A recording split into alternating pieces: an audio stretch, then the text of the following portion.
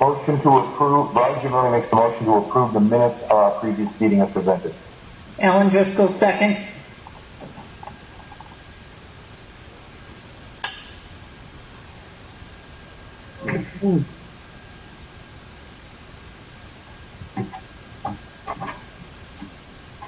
Any comments or questions on the minutes that were distributed?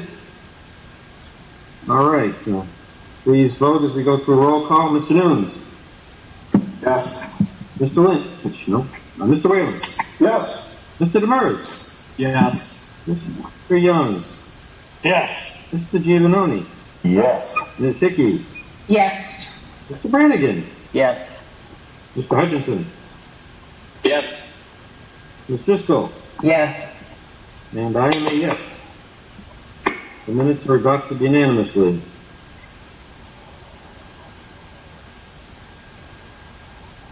Okay. Next item on the agenda is project status update. Who's that, Christy or Kate? Kate will start us off. All right, thanks, Kate. So far, phase 6 has been going pretty smoothly. I don't know if you have been watching the demo camera that Sean set up outside the window of the TV studio on A2 looking over at the old school, but it's a pretty cool setup. And yesterday was a huge day.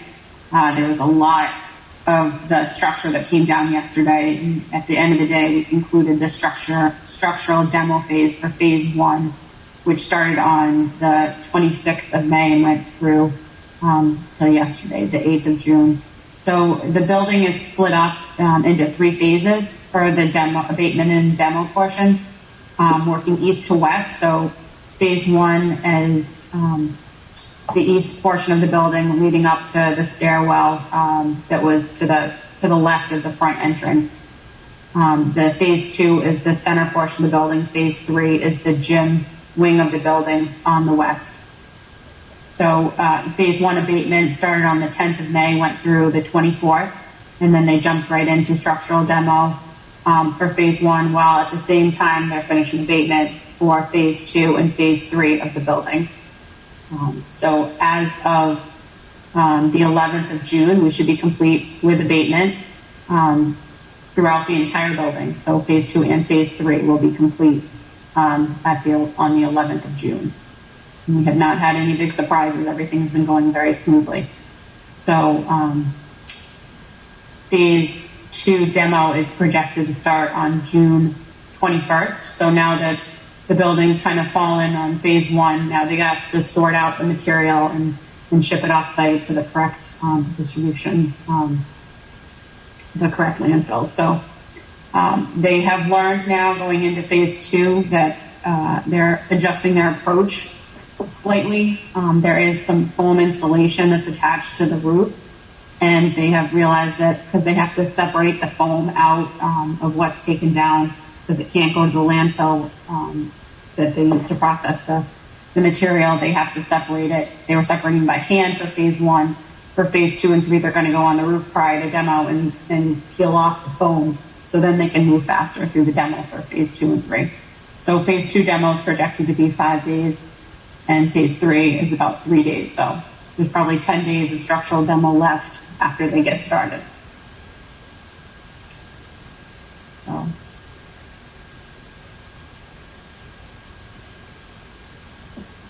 The recap of the camera yesterday. So Sean has the camera pointed towards the building and then does plays the whole day within like 30 seconds, and it was pretty cool to watch. So I hope everyone has the link to that camera, but it's the same site that the old link was. So DEP was given notification today about for the abatement clearance for phase 2 and 3.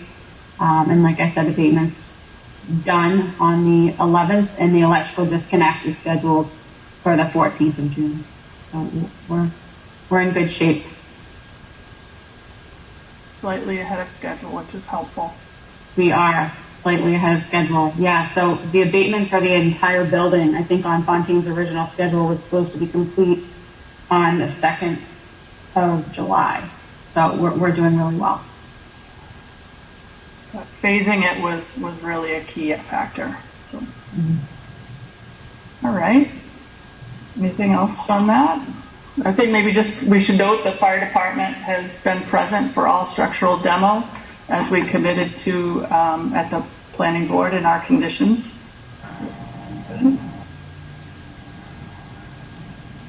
All right, so with that, we'll keep moving then. Unless anyone has any questions, feel free to jump in.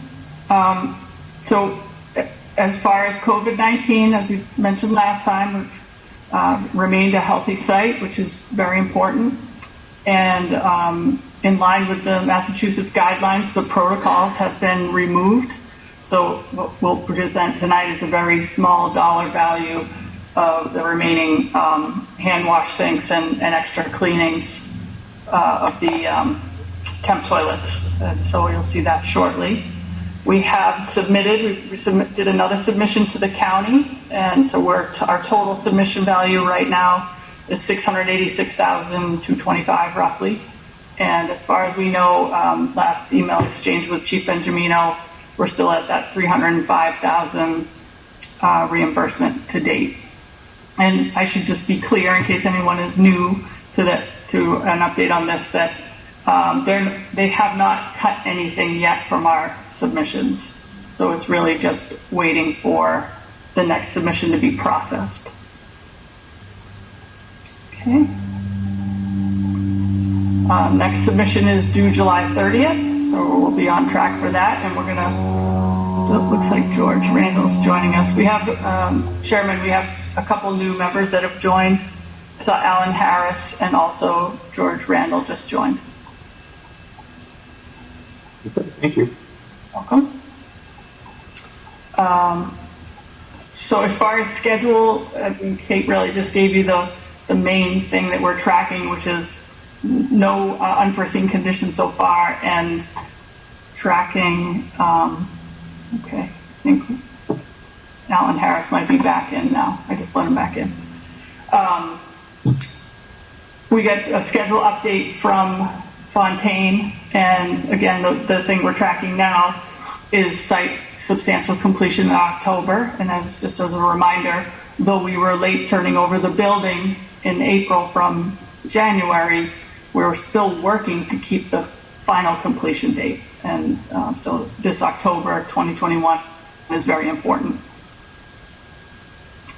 So we continue to work with the school, with Paul Brannigan and Jim Hutchinson and Brian Lynch when needed for any work that needs to happen in the school and that might be more urgent, like lately with some cooling issues and needing to get subs in. So obviously they have their quarries and there's a process in place to get them in quickly to be able to do work as necessary. And all of that has been progressing well, so working together as a team. The main focus now is getting Fontaine really driven and the subs driven to complete the punch list, which is substantial for this summer. You know, there's really 2 months to do a lot of work. So we are continuing to press upon them the urgency of that, and they are clear. Next week, I mentioned this last month at our last meeting about the slip sheets underneath the PV panels needing to be replaced to the proper material. We have had a few coordination meetings on that. And so next week, MV Electric, working in conjunction with Fontaine and Fontaine's roofing subcontractor, Stanley, will be replacing the slip sheets with the proper material in order for the town to maintain their warranty. And we will see, hopefully that starts off smoothly and weather cooperates, good that the temperatures will be coming down, and hopefully they can be efficient and do that in a week or week to 2 weeks. Moving on, we've had still a lot of meetings, so though you would think it is slowing down, it is actually still quite busy. There's a lot to coordinate. So we still have our weekly meetings between the owner, architect, and Fontaine on Thursdays at 11. The foreman's meetings have really become important now because the fire department attends, and it's been excellent as far as coordinating, having them present for structural demo days. So those are on Tuesdays at 9. We had our PCO review with the subcommittee on this week in preparation for tonight's meeting. We still are doing commissioning meetings. We have our next one is next Thursday, the 17th. The IT and technology and furniture equipment meetings continue to be on Wednesdays. When we say close out, there's still a lot of items that have been needed to be tracked, or different things that need to be worked through from a completion standpoint, or training or such with the owner. With Sean and team, I'll say typically we had a meeting on site, and I'm going to spend more time on this in a minute, but we had a meeting on site with Fontaine and also the subcontractor, the painting subcontractor, and DRA. We've been working through the COVID sanitization impact on the metal railings on the stairs. And as I said, we'll spend more time on that, but we've had several meetings on site related to that. I just mentioned the slip sheet coordination related to the PV. The energy dashboard, that's the kiosk in the school. There's a lot of integration between the PV, all of the mechanical, electrical, plumbing subcontractors, the technology, so a lot to that, and we're making very good headway on it. So that absolutely will be active for the fall. Return of school. We've had a couple challenges with the gym bleachers. Those have also been worked through. Meeting with the art department. This is related to the tables, which you've heard us talk about. We're going to talk about that more during the PCO review, and also FF&E update in a little bit. And then trainings, as I mentioned, ongoing with the auditorium AV, the greenhouse, and others. So, of course, DRA and the engineers have all been completely accessible, come out for meetings when needed, and just helping us work through everything that we know we need to accomplish for this summer. So we'll talk about that. We have 7 new proposal requests out, and 3 CCD, the work that we know needs to happen, and wanted to get Fontaine working on procurement of materials, because as I'm sure many of you know, procurement of materials right now is very difficult in the industry, all COVID down the line reactions and labor and material shortages. So we wanted to get those in motion, and we'll talk about them shortly. And then 16 new PCOs. I've even updated the log a bit since what I sent out last evening. And then we'll go through change order 37 and 38, 38 being COVID costs. Budget is looking very good. We're doing well, as I've been reporting, and the main thing is that we're getting reimbursements from the MSBA again. And I'm going to talk about budget more in a little bit. And I think related to FF&E. Is there anything you want to say in general here, Kate, or we'll just wait till we do the update on what we're presenting? No, we still have a few items that are trickling in from the base contract package with FF&E. WB Mason was on site today and made another delivery last week, so we were finishing out the main FF&E package, but there are still a few things that are out there. And then we're continuing to work through the Google Docs sheet. Does anyone have any questions on the update? If not, I'll go right to the PCO log. Okay. Close this and pick up here. Let's see, I want to make this a little bigger. Okay. So starting with COVID costs, as I said, we're just this evening presenting $788 in what I'll call direct costs, as I mentioned, related to sanitization. And then we're going to talk about the railings in a moment. But what I wanted to show you is that, again, I've reduced the projected costs to about $5,000 for any last invoices that may come up that maybe just hadn't made it through the system yet for anything related to protocols. So probably next month, if nothing comes in, I'll make that 0. So that's good news. So with that said, I'm going to jump down and talk about this. This is the COVID railings. So I believe we introduced this a few times as we've been tracking it.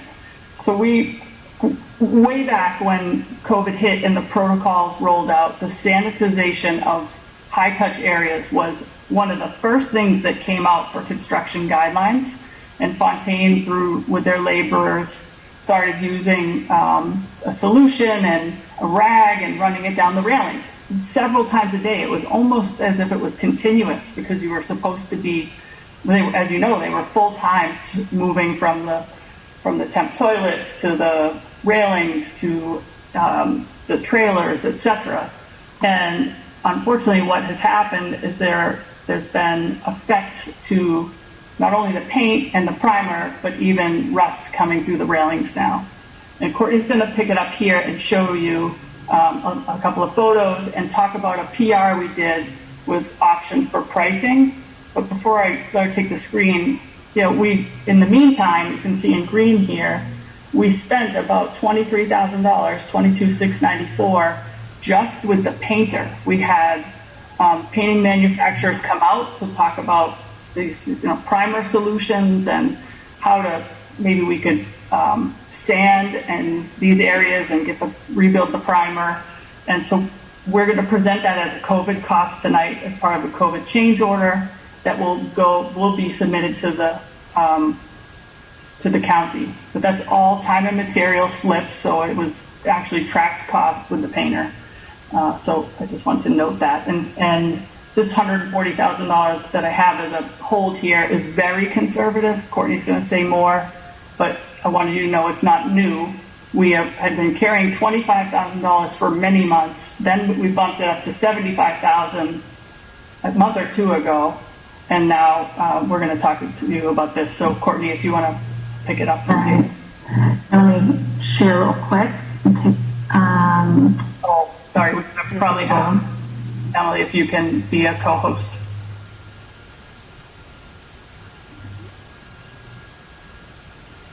Does that work? Courtney? I'm almost there, I think. Here we go. Thank you, Emily. Okay, can everyone see the screen? Yes. All right. So these three images kind of tell a little bit of the story of what we've been looking at. So this is an image of stair 3, and from afar it looks like everything looks great. But like Christy said, these railings have been coated multiple times with paint. Some of it, is the base contract paint where we thought, if there's rust stains or if there's anything, we could try concealing it and seeing how that went. But we've had multiple meetings with the painting contractor, and he used a different type of product that we talked about that conceals, issues with rust and deterioration. And what we've noticed and what we've been tracking over the past several months is that it's progressively a continued problem. We don't think this is something that's going to go away with an added coating with the railings in place, and we don't want it to become a maintenance issue for the school in the future. So I'm going to zoom in a little bit here because I think it's important for everyone to see this. You don't always see this when you're looking at the railings going down the stairs because you're trying not to trip down the stairs if you're me. So you're not really looking at, potential rust spots. But this is on 3 of the stairwells in the school that had the intense cleaning. Not all of them had the same level of cleaning because they weren't all installed at the same time. So this is kind of one of the worst case scenarios in terms of the texture of the steel and the primer, where the primer itself, we think, is deteriorated underneath, and we want to make sure that the condition of the steel is okay. So there's 3 levels of potential cost here that we included in the PR. One of them is just refinishing the railings. So they would cut the railings off or remove them from the wall, take the paint off, take the primer off, and then, kind of sandblast that down and make sure that the condition of the steel is okay. If it is, and they can be refinished, this is the least costly of all the options.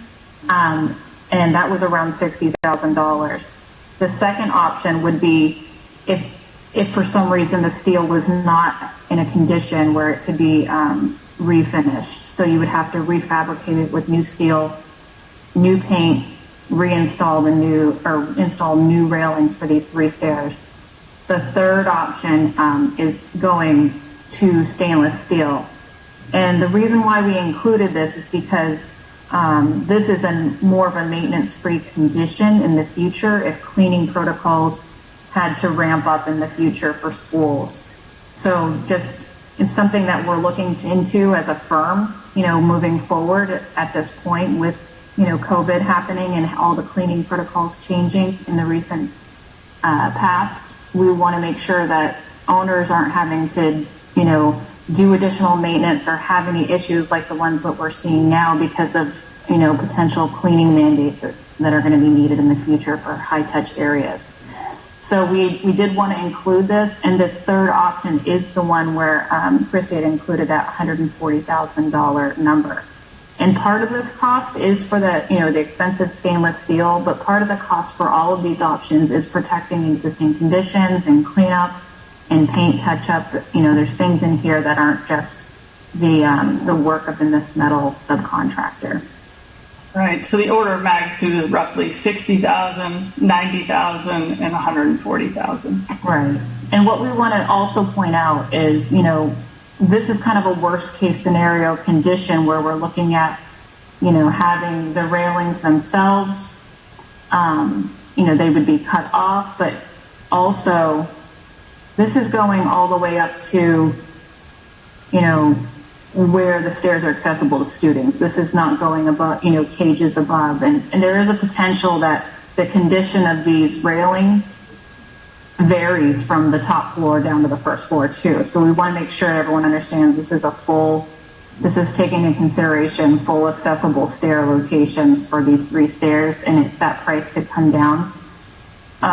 One of our recommendations is to do a test on stair 3 because we feel that these railings, which is the close-up right here, those are in the worst condition out of all of them in terms of the condition of the steel. So we feel that if we could issue potentially a CCD tomorrow and tell them, hey, after school's out, let's take the railings off and let's take off of this side and on this side and make sure that this refurbishment is something that we can do if that's something that the committee wanted to proceed with in terms of the options. So I guess we're looking for a little bit of direction from everyone tonight on, next steps, because there is a decent amount of cost associated with this. And yes, we will be submitting it for reimbursement, but we'd like committee input on these 3 options and just some thoughts looking ahead in the future in terms of what is the best option for the school. And if I could, for context, with that worst case scenario and several things that we're going to talk about after this, there's still about $2.1 million left in contingency after if everything estimated and pending were to be approved. Just giving you a sense of where you are. And us, given that we've come through a lot of the abatement now and had not had any hazardous material surprises, that's a good sign. We got to get through the demo for the next, I would say, milestone of risk reduction. And then as we get into the site work would be the last component of that. So just wanted to give you some context. In terms of timing, it's, schedule-wise, it is obviously good to do this kind of work when students are not in the building, which is kind of why we're presenting it now prior to school being out for the summer.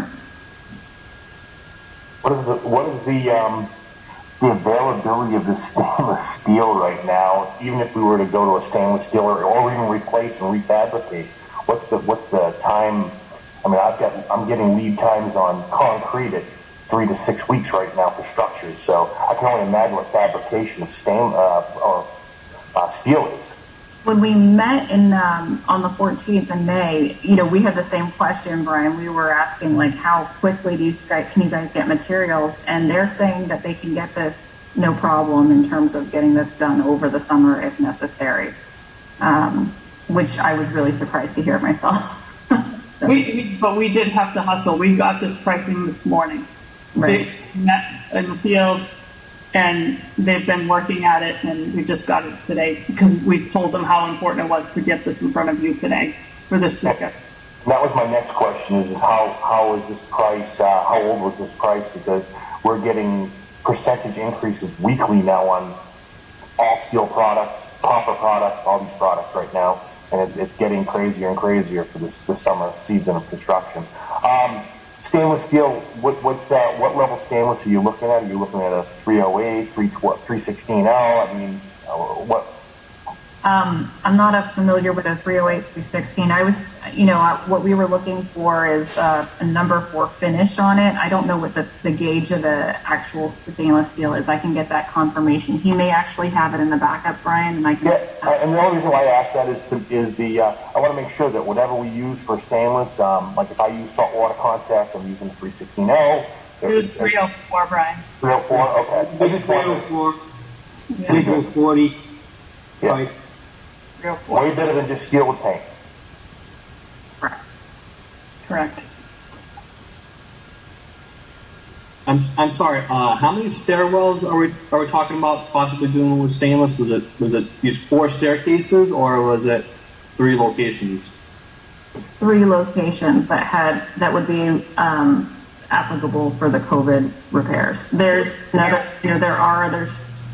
Yes, there's 3. 3 stairwells, though, not locations. Just Oh, yes, sorry. 3 stairwells. Yeah. There are other stairwells in the building that would still have painted rails, but they would not be applicable for COVID reimbursement. I mean, personally, I like the idea of having stainless handrails. That's just my 2 cents. It's obviously the most maintenance-free option going forward. And I mean, to be honest, these painted handrails do tend to get pretty grubby after, several hundred kids touching it every single day. So, I mean, it's not ideal. None of these options are ideal for anyone to go with, but, I mean, my preference would probably be just the 3rd option, just to get it over with. And have it done once in life. right. Jim, how do you feel about that? You've got to keep an eye on this stuff. Yeah, I would lean towards the stainless, Rob. It absolutely would be a better product for us down the road. We have painted handrails throughout the district, and it's a maintenance problem, if not annually, every other year. Gotcha. Okay. Do we want to give them some direction?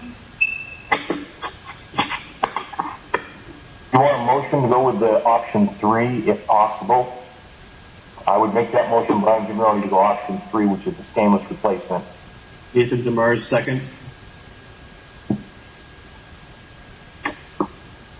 And Mr. Chair, I think the reason why it's self-explanatory. If we ever ran into this situation again, we would be in the same boat over again. The amount of, without even looking at the steel, the amount of that rust was concerning to me because it was already coated even. It was coming through. So something's going on underneath all that.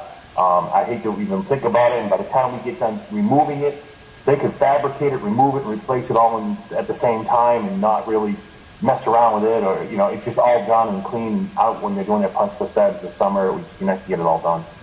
And then if we have to use cleaners and cleaning agents again, we would have the ability to use those cleaning agents on that stainless and pretty much not worry about this happening again. Okay. Any other comments or questions on the motion, which is to approve the stainless rail option for the COVID repair? Rob, this is Rich. See, I just want to be 100% clear. Everybody's in agreement that because of the COVID protocols, that's the reason. It isn't anything else. Just for the conversation, Kristen. Correct. Confirmed. That is the reason. Thank you very much. And actually, we have the way we can say for what I would call proof is that when we caught this, when we realized it was happening, and they changed their cleaning solution, they started by not doing one of the stairs. I'm not saying it right, but the 2 other stairs, particularly the one stair to the athletic. Right? Is that the one that? Yeah, stair 5. That's it had almost no damage because we caught it soon enough that they weren't doing it as much there as they were in area C, basically the classroom. And so that's why we're only talking about 3 stairwells. Thank you, I appreciate that. It's a great question. Any other comments or questions? Is everyone clear on the motion? All right. On the motion, Mr. Nunes. Yes. Mr. Whalen. Yes. Mr. Demers. Yes. Mr. Young. Yes. Mr. Giovanoni. Yes. Ms. Hickey. Yes. Mr. Brannigan. Yes. Mr. Randall. Yes. Mr. Harris. Yes. Mr. Hutchinson. Yes. Ms. Driscoll. Yes. And I am in favor. You have direction. Thank Thank you. you. That certainly will be fully vetting the change request when it comes in formally. Great. I'm going to go back to the PCO log. I'd like to scroll down, and I'm going to try to go just quickly through these new items so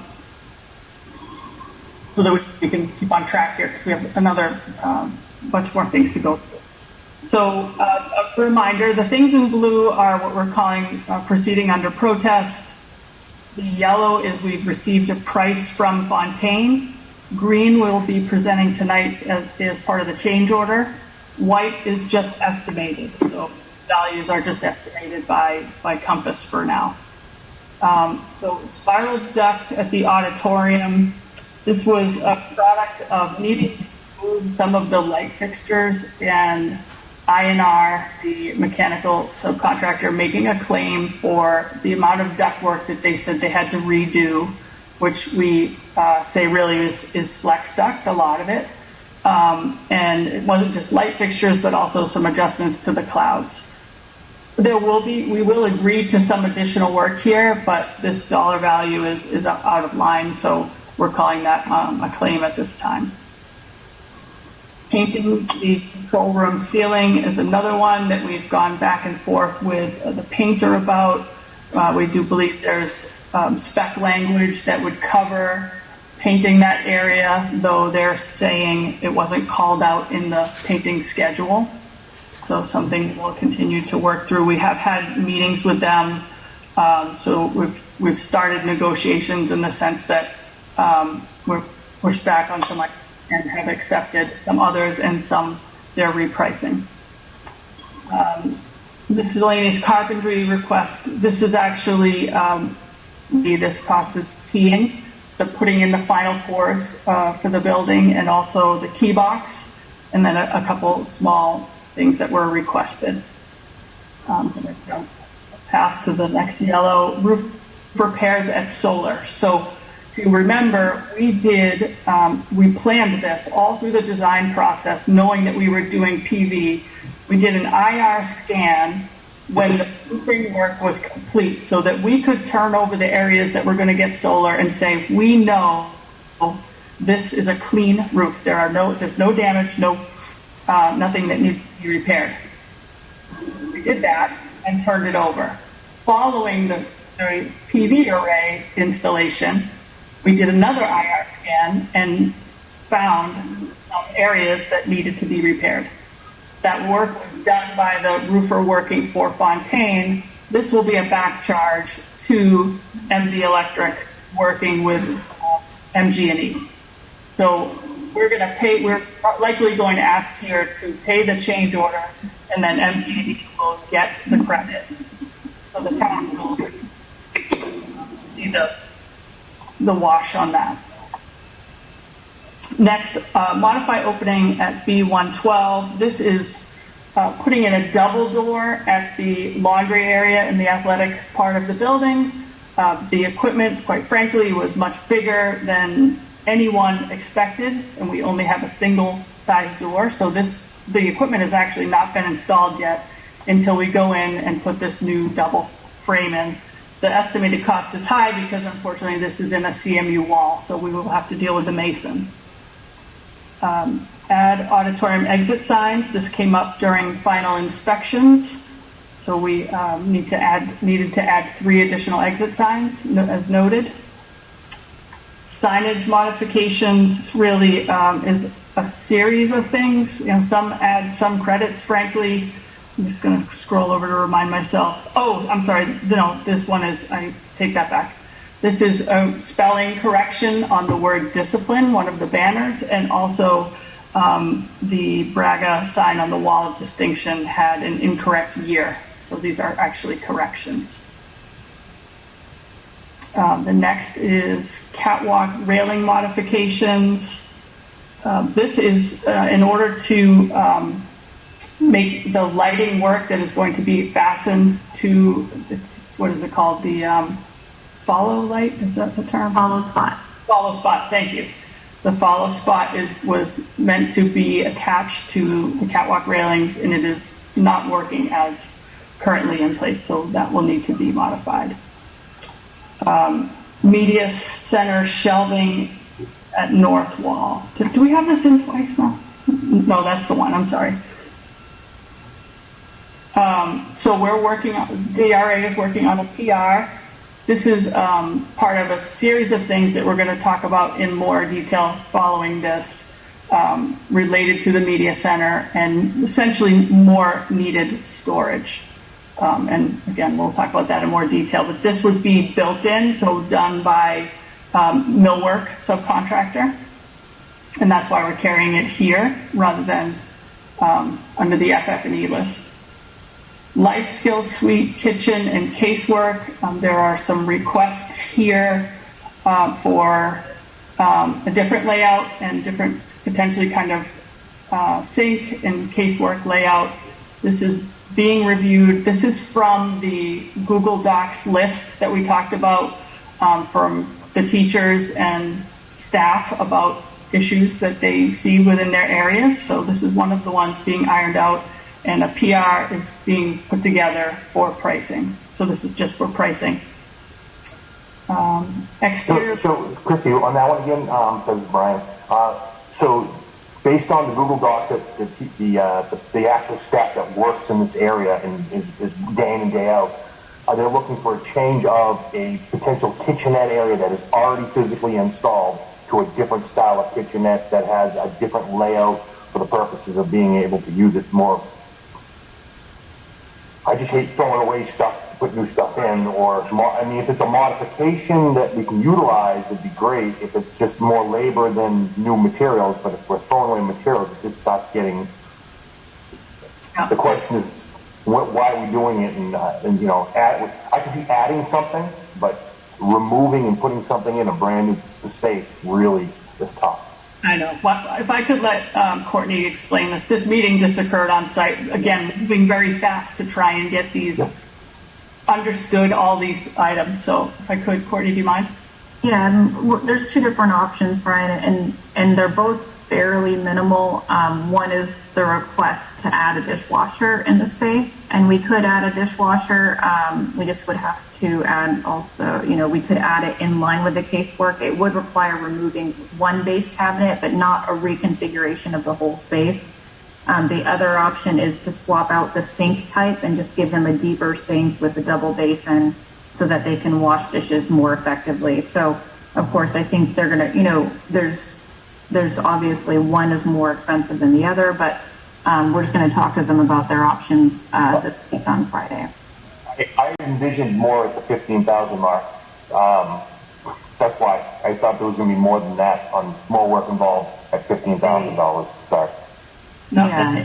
it's like a combination of when you start putting carpenters, if we have to make safe any electrical to do it, plumbers, it's funny how it adds up, right? And then buying a dishwasher, and especially as you mentioned earlier with the prices of things, I definitely am probably a little conservative on what you have here, but I just try to do that. But fair enough. You buy a lot of sponges and Dawn dish detergent for $15,000. Yeah, so maybe it ends up being the double basin sink, to your point, George. It could be. We'll get pricing and we'll bring it back here. That's the key. So this is just a pricing request right now. And a lot of what we're talking about and what we're going to be talking about is just that. it's starting to dig into resolving some of the questions, comments, concerns, now that people are living in their spaces. So next is can we go back there for 1 second, Christy? Mr. Chairman, and Paul, if you could just weigh in on this, I just want to point out one important piece to everybody. This is the life skills suite. It's the responsibility of the schools to teach these children, give them the opportunities so they can go out into the community and have jobs. Part of the responsibility in my mind on this particular piece, this should really be set up in a way that most restaurants' backs are set up.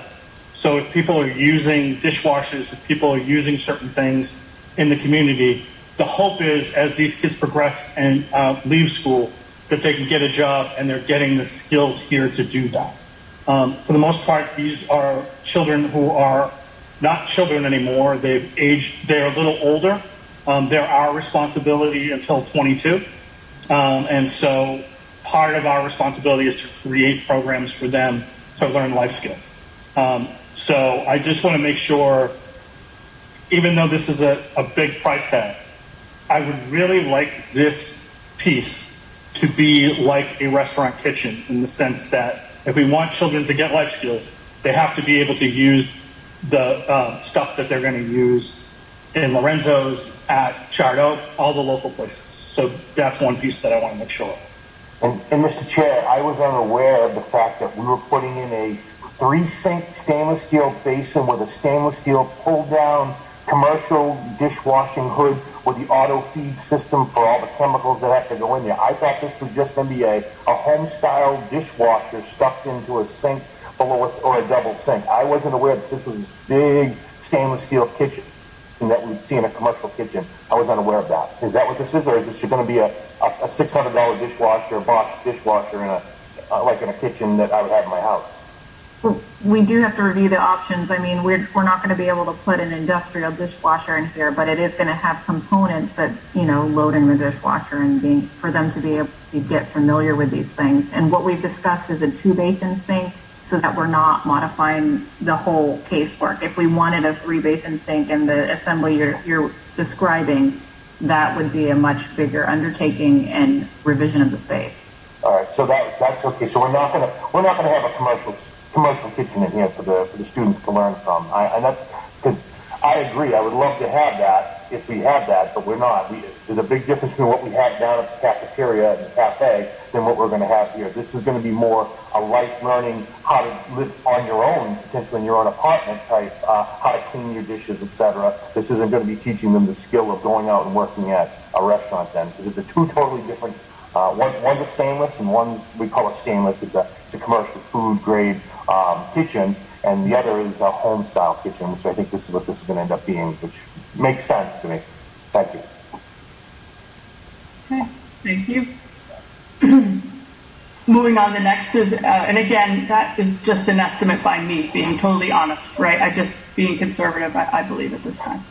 So exterior light fixtures, this is on a series of lights that we're essentially going to move around, some from inside, some from outside. They need to be revised height-wise to meet ADA on the exterior of the building. And so right now, this is a work in progress to see how it will come together. But we did do this as a CCD so that we can start to procure the materials to do what needs to be done. But essentially not by buying light fixtures, just to be clear. It's going to be moving what we have, but having is it a precast medallion? Courtney, am I saying that? Yeah, at the main entry, we are raising those two in lieu of swapping them with other locations. So those will have, because we don't want to try to patch the brick, we're trying to get some medallions that course with the brick that are precast that will actually help signify the entry and everything. It won't look like they've actually been moved. They'll just be relocated higher. But the submitted fixtures came in a lot larger than the ones that we had originally scheduled. We did approve them, but the sconce fixtures, as you've seen at the high school, they do have a large stem that comes down, and that's something that we feel needs to be, swapped around in order to make sure nobody hits their head or anything like that. Okay, thank you. Next couple, again, these are pricing requests, proposal requests. So the next is a catwalk stair gate for safety. So in the auditorium, the area where you would head towards the catwalk, just was pointed out that it would be best to have a gate there and close off the space underneath. So we're pricing that. In guidance, right at the admin area, we're looking at pricing a half wall for confidentiality when that administrator may be working on a particular file or case to not be out in the open. The next is additional fire extinguishers. I know it looks like a large value. So when the district's vendor came through to check and put the tags on the fire extinguishers, they pointed out and recommended several different areas for additional fire extinguishers. Some of those would need to be recessed cabinets to work in the locations pointed out. So we're pricing that, and as you see, I put in $20,000 for now. Oh, please. On those fire extinguishers, can we distinguish which ones would be required by code and which ones were just a suggestion to have extra? I mean, we do have a fully sprinkled building, so I'm all in favor of any additional fire extinguishers that are required by code, but I don't know how many we're talking here and if they're just recommendation or required by code.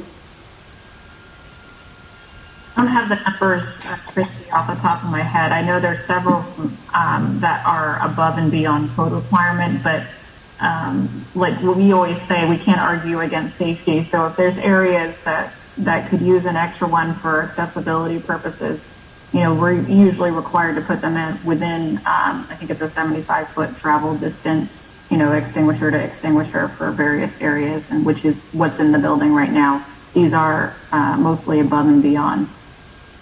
So when we do the pricing, Bob, we'll do that. We'll call it out as to what is required by code, if any, and what would be additional recommendation when we would bring it back for approval. I know if I was a vendor selling fire extinguishers to a district and maintaining them, I'd want 500 additional ones in there because that would keep me well and busy all year long replacing fire extinguishers.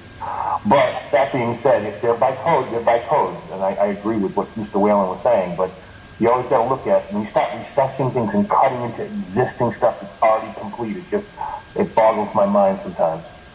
Well, one of the reasons I bring this up is because this is also going to be an additional annual cost.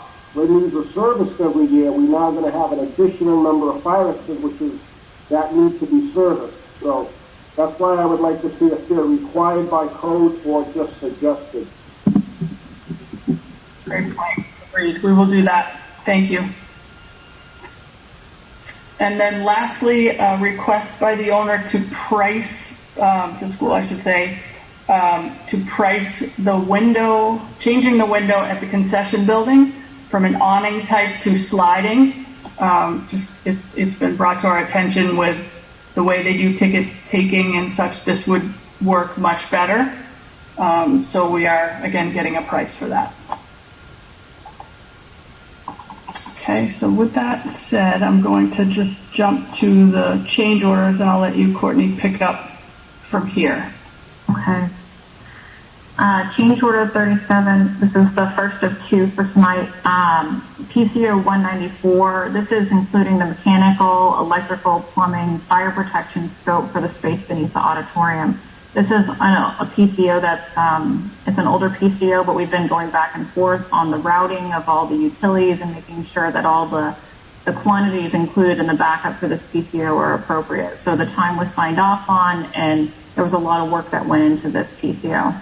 And the gain is about 2,000 square feet in storage. Correct. PCO 226, R2, we revised this one a couple times because originally this was add fencing and plantings at the gas meter. We received different prices for the fencing, and I believe that's going through a separate contract. This is to add 7 plantings around the gas meter fencing for buffer plantings, because this is on the south entrance of the school. PCO 229, modify signs for submittal markups. This is various comments that were made, that we went back and forth, the signage contractor on various changes, and there happened to be a few $100 difference in those changes in terms of the submittal comments that we had on the project. This is mostly for the classroom signage. PCO 242, paint green screen.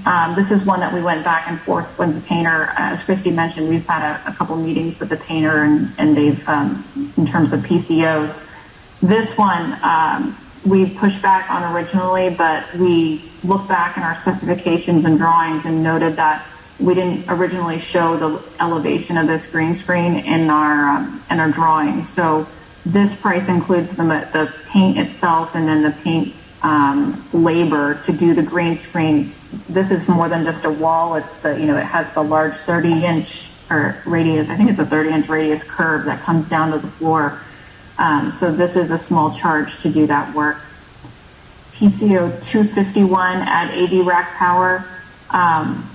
The AV racks are in the stage area and the black box, and we had the infrastructure for the technology components, but we did not have the power for those. So this is including the power runs to those 2 locations. And PCO 263, credit epoxy art tables.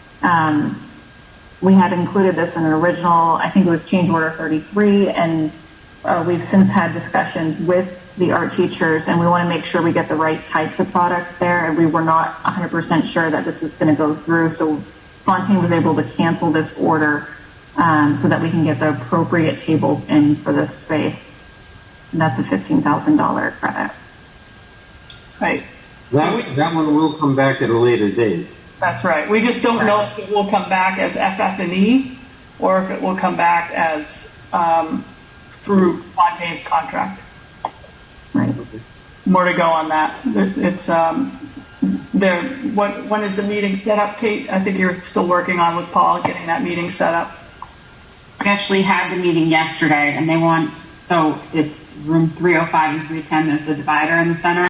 So one side of the room, they do want epoxy tables, but they do not want these square tables that they had previously. They want more science room tables for 2 seating.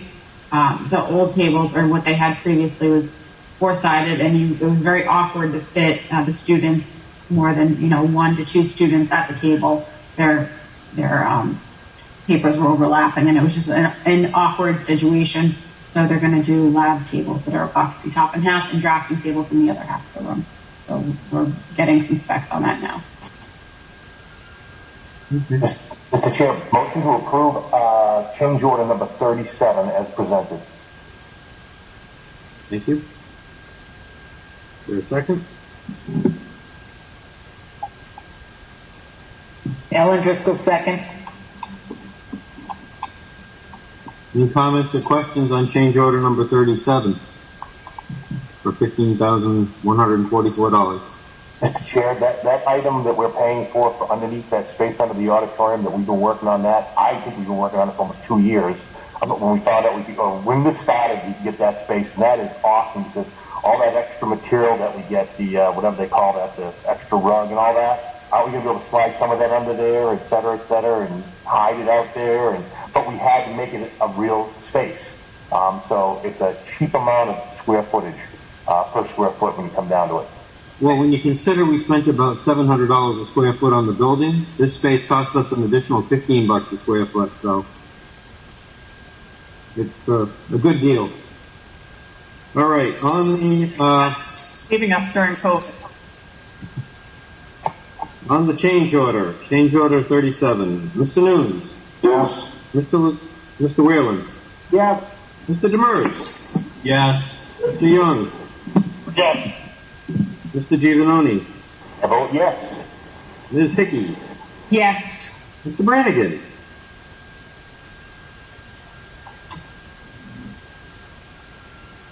Did we lose Brand? Possibly. Okay. We'll come back. Mr. Randall. Yes. Mr. Harris? Yes. Mr. Hutchinson? Yes. Ms. Driscoll? Yes. Mr. DeRozier? That's me, yes. Brannigan back? Well, no vote. Okay, that's adopted. Okay, let's do 38. This one, pretty much we've already introduced, so as I said, small amount of cleaning, plus this is the time and material painting costs for $22,694 spent to date. Mr. Chair, Brian Giovanoni makes the motion to approve change order number 38 in the amount of $23,482 as presented. Alan Driscoll, second. Thank you. Any comments or questions on this change order? Hopefully that's just about it for COVID. Up for the big railings. Except, yeah, well. There's that. Mr. Nunes? Yes. Mr. Whalen? Yes. Mr. Demers? Yes. Mr. Young? Yes. Mr. Giovanoni? Yes. Ms. Hickey? Yes. Mr. Brannigan? Yes. Mr. Randall? Yes. Mr. Harris? Yes. Mr. Hutchinson? Yes. Ms. Driscoll? Yes. Thank you. And I'm yes. Change order number 38 is approved. Thank you. Do you see the PCO log again on my screen? Yes. Okay. All right, I lost the frame that usually tells me I'm sharing, so, okay, thank you. All right, I'd just like to do the quick recap here. So through this requisition we're presenting tonight, Fontaine is 95% complete. And if we were to approve everything on the log, we would be about 49% through our construction contingency. There would be 2.095 million remaining. Okay, and then of course without COVID costs it would be 45%, just for context. So why that's important, so I'm sorry, we try hard to keep this to an hour, but we do have very important, one more thing related to FF&E. So we just want to point out this 2.095 million as we move to the next year. So as we've been talking about, there is the Google Docs list with several things that we're working through with the FF&E subcommittee, mostly of course spearheaded by Kate and Courtney and Paul, and of course Jim and others. So we realized, and as Brian Giovanoni alluded to, the lead times, it's not just the cost, but the lead times for things is incredible right now. COVID has really affected the furniture industry. So we know that if there are things we want to have in place before the start of school in September, we needed to hustle to get some of those items that are needs on the list that we know have long lead times. That is these 12 items. And I'll take you through them quickly. We'd be glad to take questions. But before I do, I wanted to just give a little context. And we talked about this over several meetings and a while back. Our goal was always to come to you with one package once we had vetted that list. Unfortunately, because of the lead times and what I just said, we do need to split it. So this is the sort of priority list number one with the long lead times. We will be back with at least one more request, possibly two.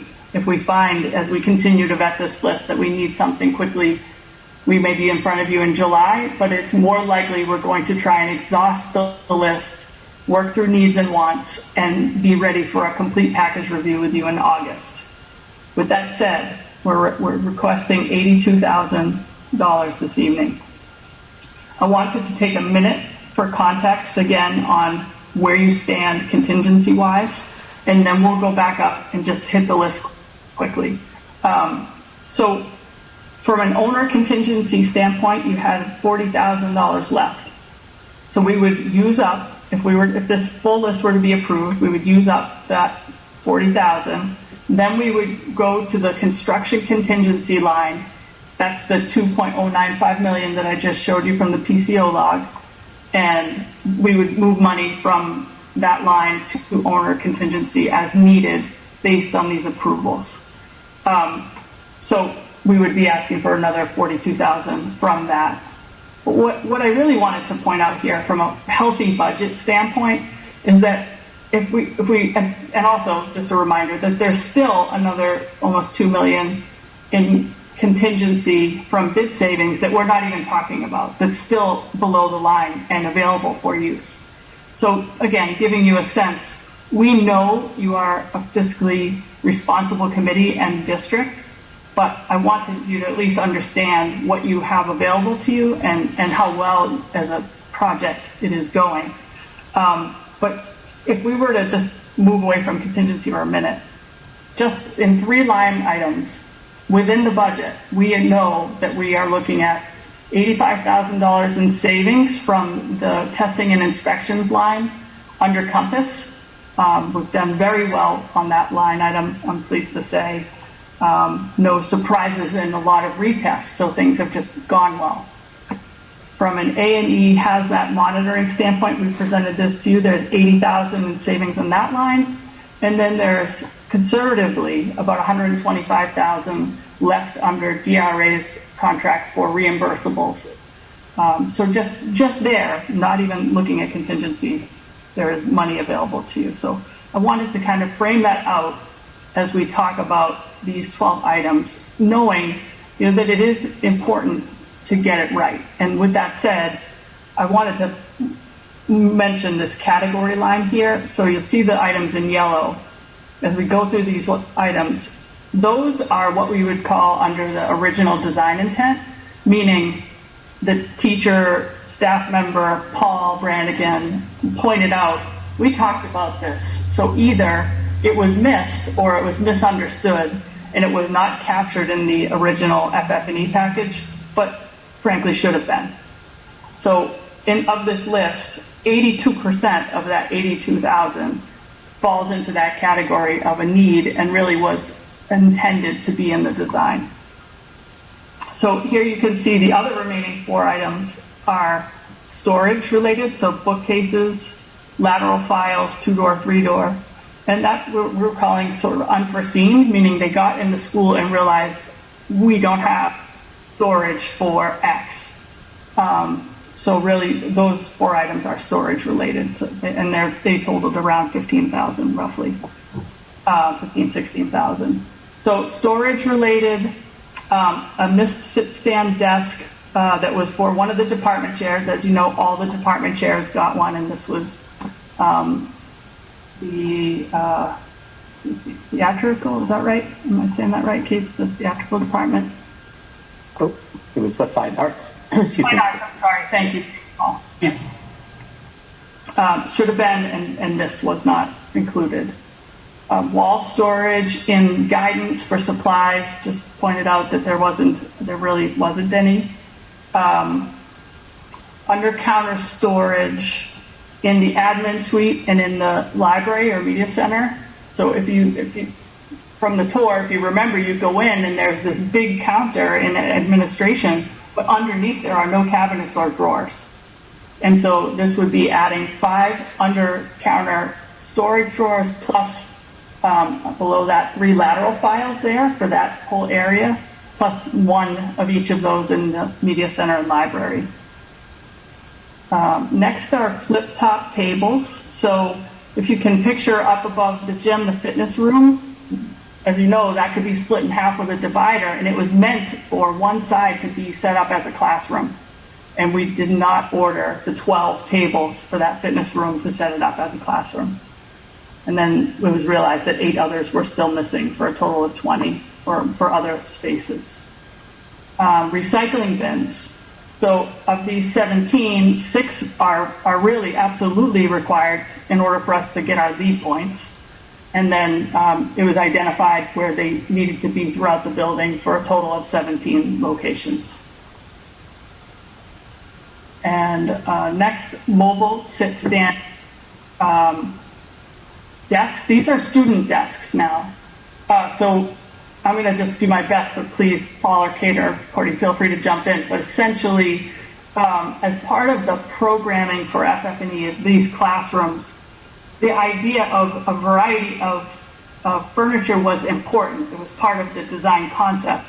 One was having the ability for students that learned better being able to stand or move a bit. They're very popular, and so unfortunately, though, we missed the special education spaces. So half of these 22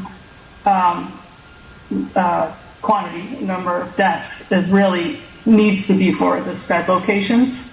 And then the other, most of those remaining are for science rooms. And so what has been deemed a need and very important and highly used right out of the gate, part of the program. Next is mobile teacher carts. This is for 12 traveling teachers. Again, this really was part of the program. So these are teachers that don't have a desk, and when they come into those work areas, this gives them the ability to have their laptop and their stuff set up, so they move into a classroom that is really another teacher's classroom, but they have all of their stuff in this cart. And then also this includes 3 for Principal Brannigan and the assistant principals. Sorry, couldn't get it. Thank you. And then lastly, this was truly missed. There was supposed to be a new treadmill shown in the documents for the OTPT room, and it had not been ordered. So all of this is a total of $82,000. So I guess I'll leave it there for any questions or comments. Mr. Chair. Yes. The question that I have is I don't disagree with the needs assessment here, that these are items that are needed. How big is the wish list, warrant list going to be come August, dollar-wise? Are we talking about a factor of 2, a factor of 10? Are we looking at $1 million worth of additional FF&E? Are we looking at $250,000 worth of FF&E? Because it's come August, it could be ugly. So we want to make sure that we get the items we need for the school, but other items that may be needed, I know we're going to trickle them in, but if this want list is huge, I mean, I used to get to see his wish list every year and pick about 60 items out of there and got one. I was very happy. I don't want to do that, but I want to make sure we don't buy everything because we have this quote extra money. It's not extra money. It's taxpayer not bonded money yet. So that's the reason why I look at that. Thank you. Fair. If I could, Paul, before you jump in, I just want to say we wish we could have had this, as I said, come to you with a package of all of it. We don't even have this estimated yet because everything on the screen in teal is just being worked through with Paul and others.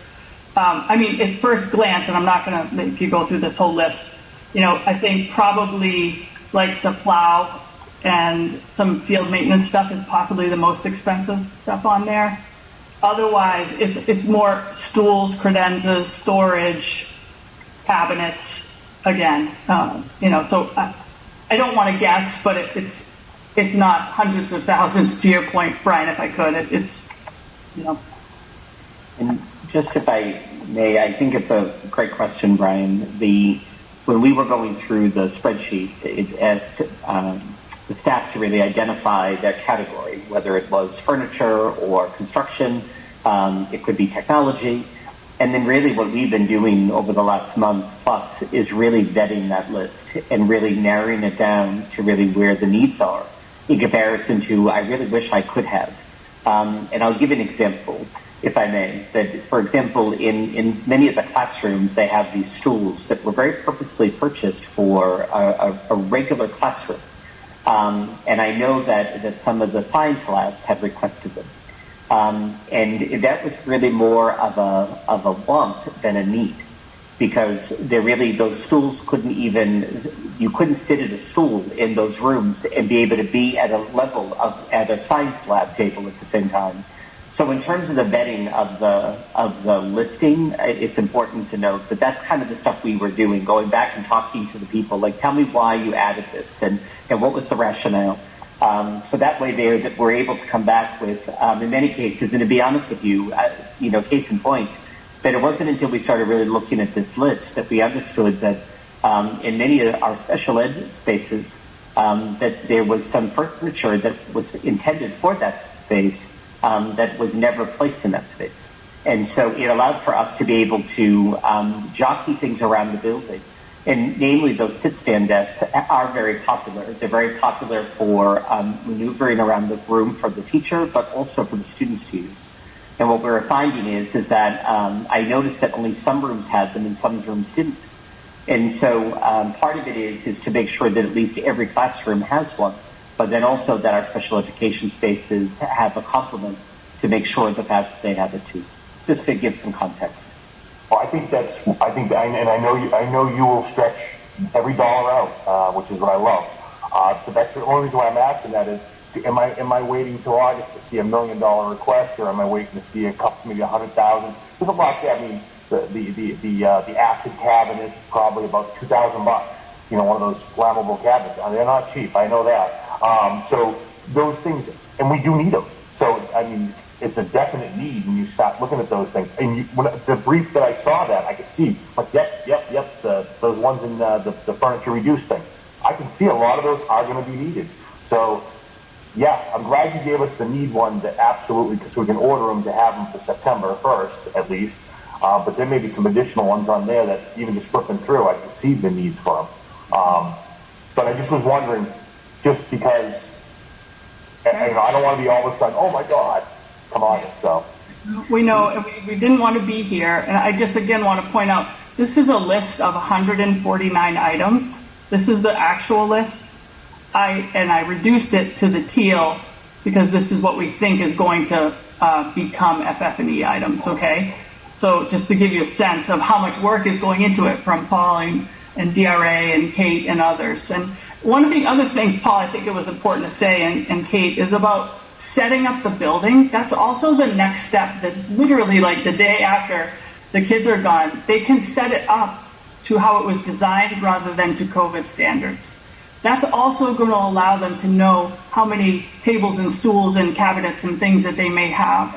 And that is, we really want that information before we vet this list in teal that's here. And Kate and Christy, if I can even just build just an example, because I think it's just an important piece to the narrative, is that what we've been also doing is going around seeing how people are utilizing their spaces. And there was a really large double door cabinet that had been ordered for an office space. And we were realizing the fact that that particular office space was never going to use it. In the listing that is in front of you on the screen, that our nurse's office had put in a request for extra storage. And what we were able to do is identify that this large cabinet piece that was never going to be used really with intention in this particular one office, we were able to move it, or it will be moved into the nurse's suite. So what we've been trying to do is look at the list and say, all right, well, are there things that we have within the building that was placed in an area that was thought was going to be utilized in that space, but in actuality that it's not. So that's part of what we've been doing over, and we'll continue to do, especially as Christy said, once we're able to get the building set in the scope of what it was intended, it will allow for us to be able to do an assessment of really, well, we have these extra tables, we needed them in this location, so let's move them there. So. And the other thing the committee needs to keep in mind is we're opening the school next year with 840 students in it, when we originally set out to equip it for 720. Good point. So there is going to be more furniture required. Oh, and what did the state want to give us, 550? Stadium. Yeah. Well, Mr. Chair, I would move that we approve this the FF&E add-on for $82,150.41 this evening as presented. Ellen Driscoll, second. Any other questions on the motion? The only piece I can say is this. It would be much more beneficial to all of us, for example, if that list that you showed with needs versus want, if you could send that to us to look at and just to start having it in our minds, because it's a lot better to formulate those questions that we can send to Paul or to you guys than to do it tonight when we get a smaller list. I don't have any problem with what you've asked for tonight, because like you said, there are a lot of pieces that are weren't requested. I will tell you right now, I will have problems with some of those things on your tail list. Okay? And that's why I would rather, but looking at them, I have an issue. So I'd rather have that, send you the notes about what I have issues with and be able to hear some responses and get some, and work it out in my head. Great point. Yeah. Good Very point. constructive, thanks. Yeah. Thank you. Mr. Chair, if I can add one more thing. I'm just curious, how many more of these requests are we going to have in the future? Christy, is it going to be are we looking at one more in July in preparation for September, or are we looking at two, or I'm just trying to figure out what's going down the line. Yep, a great point. We're shooting for only one more, Nathan, for August, but as we get into this more, I think we're going to realize a few of these also have long lead times, and if we want them for start of school, we would need to ask you in July. We're going to try to avoid that, and try and just do everything thoroughly to bring it to you in August. Okay, that's my general point. If we're looking at, another one of these requests in August, we're not going to have it for the beginning of the school year. So I guess the most critical one leading up to the school year would be next month. So I'm in agreement with Rich Young. I would like to see the full scope of possible requests that people are going to be making leading into our next meeting in July. And unfortunately, we just at this moment don't think it's going to be possible to have that list ready for July. We just, unfortunately, and sorry, Paul, to put a little on you, but Paul is away for 2 weeks. He's a critical part of this. So it's just not likely, but we will try at a minimum to have a better list to share with you, if that's helpful. So then there could be some vetting and back and forth in preparation. We could take in comments in preparation for August. Great. Okay. Any other questions on the motion? All right, we'll do a roll call vote. Mr. Nunes? Yes. Mr. Whalen? Yep. Mr. Demers? Mr. Young? Yes. Mr. Giovanoni? Yes. Ms. Hickey? Yes. Mr. Brannigan? Yes.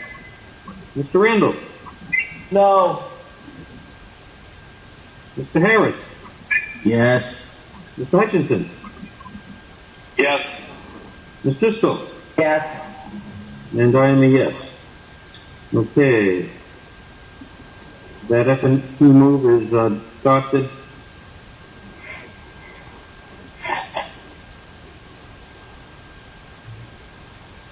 And to do. All right. Next item. Back to the agenda here. So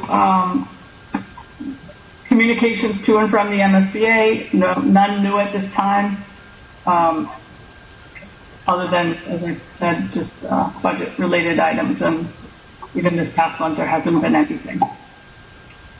Communications to and from the community, we have not heard anything from on our side, from neighbors or I don't know if anyone else has. Yeah. Mr. Chair. Yes. I'm hoping that the school committee and the school district will come up with a plan to get the track open to the public, because if not, it's going to get ugly real fast come October. Because after seeing all the comments, after being told about it, I went looking at the comments, and the comments are going to get ugly fast. And I've had more people ask me about it, and everyone's thinking that the track is going to be locked up and never to be seen again once it's built. And if that's the case, there's going to be something to pay. So I'm hoping that there'll be a plan in place after construction is over sometime in October. So, Brian, Mr. Chair, if I may answer that. Yeah, sure. The track will be open. I can't emphasize that enough. I said the same thing. I said the same thing. I go, there'll be a plan of some sort. And so, the thing I want to say is, it's, unfortunately for us, we all know it's still a construction zone. So those pieces, okay? And then we have to figure out when it can open, those type of things. That'll all be figured out when it is turned over to us. Without it being a construction zone, everything will be available. I said the same thing, Mr. Chair. I said the exact same thing to people. Is this is still under? I mean, there's this big building coming down physically right next to it. It's under construction. Let's get through the construction. We'll get there, and there has to be a policy written because we use the field as a town for school things. Right. And the other piece I wanted to say too was this. We went into this with the idea that this is the ultimate community building and we were building it for the community. In addition to, for example, the track, we're going to look at ways we know we have a community evening school. We're going to look for ways to have essentially classes for the community to come in and use at night. We have these facilities. We want people to be involved in them and a part of them. So there'll be a wide range of different things as we get through two things. We get through the final construction of this building, and we get through COVID to the point that we can actually bring people in and out in a safe manner. And so that's what's delayed more than anything else. So, but thank you for bringing that up, Brian, because I think a lot of people say things when they've never had a conversation with me or never had a conversation with other people who are in the know or never had a conversation with Paul. It's always been our goal to open this building up in new ways that make sense. 6 years we've been talking about opening this building up, if we're fortunate to build it. When we first got picked, we've been talking about it ever since then. So I agree with you, Rich. It was something that we as a group have always talked about. We as school, when I was on school committee, we talked about opening up as much of our facilities to people. Use the spaces that we have because we don't have a lot of these spaces out there around the community. So that's great. And I just brought it up because some of us saw it, others might not have seen it. But I said I'd bring it up tonight, so I wanted to. Thank you. Chairman? Yes. If I may, the comments that I've heard that it's not open to the public, but the students are using it during demolition. Just wanted to throw that out. Yeah, well, we have control over the students. Yep.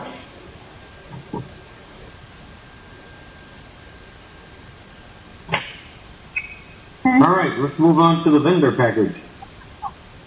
Mr. Chair, I would move that we approve the vendor package for the period ending May 31st, 2021, in the amount of $1,590,543.81. Ellen Driscoll, second. Okay, motion second. Are there any questions on the vendor package?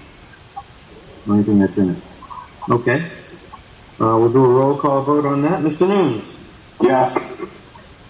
Mr. Whalen? Yes. Mr. Demers? Yes. Mr. Young? Yes. Mr. Giovanoni? Yes. Miss Hickey? Excuse me. Yes. Mr. Brannigan? Yes. Mr. Randall? Yes. Mr. Harris? Yes. Mr. Hutchinson?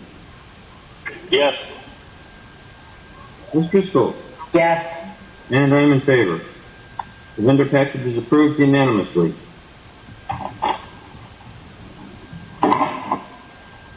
Okay. Thank you. Any public input tonight? Anybody have anything else to bring before us?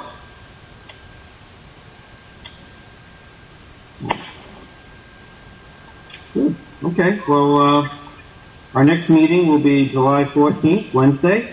Excuse me, Mr. Chairman. Yes. So, we talked about a bunch of different things. I want to talk about a positive point. Each year, the Mass Association of School Committees and the Mass Association of Superintendents meets in November at their annual convention. There's still hope that annual convention takes place this year. One of the things the Mass Association of School Committees has is an honor called the Champion of a School District. And so the school committee voted to put forth Rob DeRosa's name as the champion of the school district because of his hard work and dedication. And so I did want to let the committee know. So thank you for everything you do, Rob. Well, thanks. It's very kind of you. Awesome. That's very kind. All right. We may meet in person. We'll discuss that, but we may meet in person next time. Unless everybody's really I don't think we're going to have to meet in person at some point, aren't we? That is correct. Okay. September 1 right now, I believe, is the correct. Is that right? No, June 15th, we'll see if there's legislation that extends remote meetings. Okay. I thought it had gone till For the September. most part, most town committees are meeting in person. Okay. Unless there's anything else to come before us. I make the motion to adjourn. Second. All those in favor? Aye. Thanks for a lot of work tonight. We appreciate it, everyone's input.